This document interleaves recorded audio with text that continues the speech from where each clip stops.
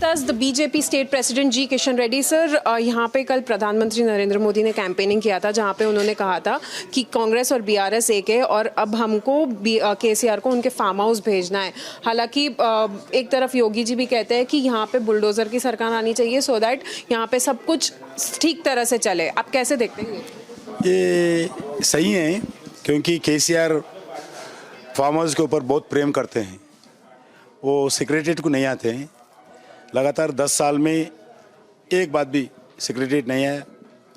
पुराने building secretariat था, वो वास्तु ठीक नहीं है बोल के उसको तोड़ के नया बिल्डिंग बनाया। नया बिल्डिंग भी जब उद्घाटन किया एक ही दिन आया है।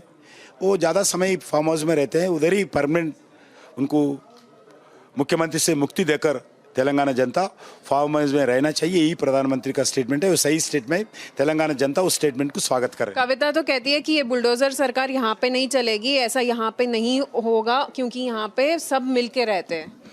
बुलडोजर सरकार में से सब मिलके है, मगर लैंड ग्रैबिंग करने वाले, राउडीज़म करने वाले, गुंडाइज़म करने वाले, ऑफिसर के ऊपर अटैक करने वाले, लैंड माफिया हो, सैंड माफिया हो, लिकर माफिया हो, कॉन्ट्रैक्ट माफिया हो, बिल्कुल इनको बुलडोजर सरकार आना चाहिए।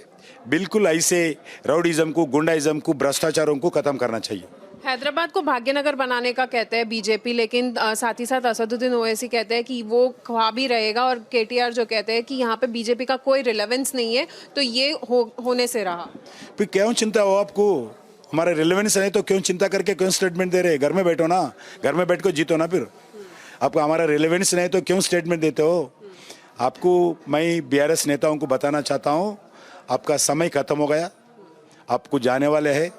आप परमानेंट अभी फिर केटीआर को बताना चाहता हूँ, आपका पिताजी बहुत ख्वाब में है, मेरा बेटा केटीआर मुख्यमंत्री बनना है, मुख्यमंत्री बनना है, मुख्यमंत्री। सुबह से शाम तक उनका यही दिखता है, मगर जो ख्वाब है वो ख्वाब ही रहेगा। आप कभी केटीआर जी, आप कभी मुख्यमंत्री नहीं बनने वाले हैं। लेकिन वो लोग तो कहते हैं कि केसीआर का 3rd टर्म होगा और बीआरएस फिर से सरकार बनाएगी। नहीं, केसीआर खुद बोले हैं कल, मेरा 70 ईयर्स हो गया, मैं कोई राज करने का कोई उत्साह नहीं है, मैं तेलंगाना के लिए देखता हूँ। वो बता रहे थे 10 साल तो मैं तेलंगाना को जनता को विकास करना चाहता हूँ। 10 साल क्या किया? 10 साल आपके परिवार के लिए काम किया, 10 साल आप भ्रष्टाचार राज किया है। इसलिए आपको कोई अभी तेलंगाना में राज करने का तेलंगाना जनता कोई इच्छा नहीं है। आप परमानेंटली आप फार्म हाउस जाइए, परिवार के साथ अच्छा रहिए, परिवार के साथ फार्म हाउस में अच्छे समय बताइए। अब तेलंगाना जनता तय करेंगे कौन राज करेंगे।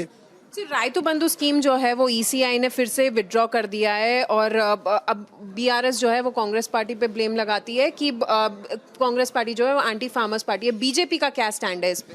दोनों का ड्रामा है, मिलके ड्रामा कर रहे। कांग्रेस हो, बीआरएस हो, दोनों एक ही है, दोनों परिवार पार्टी है, दोनों भ्रष्टाचार पार्टी है। दोनों में इस चुनाव में मिलकर रह रहे। कांग्रेस पार्टी को बहुत पैसे केसीआर दे रहे, 50% ऑफ कांग्रेस पार्टी कैंडिडेट्स को केसीआर एडिशनल स्पॉन्सर कर रहे। कर्नाटका कांग्रेस पार्टी, कर्नाटका सरकार कांग्रेस कैंडिडेट्स को कांग्रेस प्रचार के लिए पूरा स्पॉन्सर कर रहे। कर्नाटका स्पॉन्सर्ड, कर्नाटका जनता के ऊपर तेलंगाना इलेक्शन टैक्स डाल रहे लोग, डालकर वो पैसे से इलेक्शन चला रहे। उसके अलावा बीआरएस केसीआर भी कांग्रेस को पैसे दे रहे, दोनों मिलकर इलेक्शन चुनाव लड़ रहे।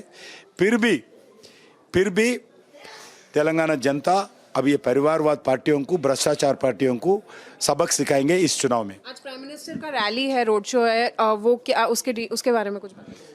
पहली बार तेलंगाना में रोड शो के लिए आदरणीय प्रधानमंत्री मान लिया है। आज लगभग 2 किलोमीटर एक आरटीसी एक्स रोड से लेके वीर सावरकर स्टैचू काचीगुड़ा चौरस्ता तक एक रोड शो है। वो 4 बजे प्रारंभ होगा, 5 बजे समाप्त होगा।